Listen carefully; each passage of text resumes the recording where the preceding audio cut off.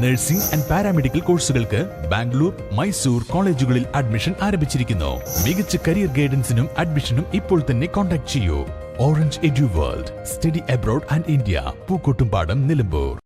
Under സംസ്ഥാന പാതയായ നാടുകാണി ചുരത്തിൽ കടുവയുടെ ആക്രമണത്തിൽ കൊല്ലപ്പെട്ട കാട്ടാനയുടെ ജഡം കണ്ടെത്തി. ചുരം പാതയിലെ ജാറത്തിന് സമീപം റോഡരികിലെ കലുങ്കിൽ തങ്ങി നിൽക്കുന്ന നിലയിൽ തിങ്കളാഴ്ച രാവിലെ 7:30യോടെയാണ് ആനയുടെ ജഡം കണ്ടെത്തിയത്. 10 വയസ്സ് പ്രായം വരുന്ന പിടിയാനയുടെ ജഡത്തിന് 2 ദിവസത്തെ പഴക്കമുള്ളതായി കരുതുന്നു. ആനയുടെ തുമ്പിക്കൈ ഭാഗികമായി കടുവ ഭക്ഷിച്ച നിലയിലായിരുന്നു. തലഭാഗം കലുങ്കിനുള്ളിലേക്ക് കിടക്കുന്ന നിലയിലായിരുന്നു ജഡം കണ്ടെത്തിയതിന് സമീപത്തായി കടുവയുടെ കാൽപ്പാടുകൾ കണ്ടെത്തിയിട്ടുണ്ട്.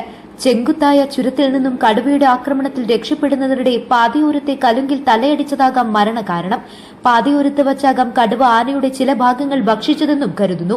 9 മണിയോടെ സ്ഥലത്തെത്തിയ വനപാലകർ കലുങ്കിൽ തങ്ങി നിന്ന ആനയുടെ ജഡം മണ്ണുമാന്തി യന്ത്രം ഉപയോഗിച്ച് പുറത്തെടുക്കുകയും ടിപ്പർ ലോറിയിൽ കയറ്റി 5 കിലോമീറ്റർ അകലെ തകരപ്പാടി ഭാഗത്തെ വനത്തിലേക്ക് മാറ്റുകയും ചെയ്തു. വൈകിട്ട് 5 മണിയോടെ നിലമ്പൂർ വനം veterinary surgeon doctor S Shyam, പരിസ്ഥിതി പ്രവർത്തകരും NGOയുമായ അനൂപ് ദാസ് എന്നിവരുടെ നേതൃത്വത്തിൽ പോസ്റ്റ്മോർട്ടം നടത്തി. തുടർന്ന് വനത്തിൽ ആനയുടെ ജഡം മറവ് ചെയ്തു.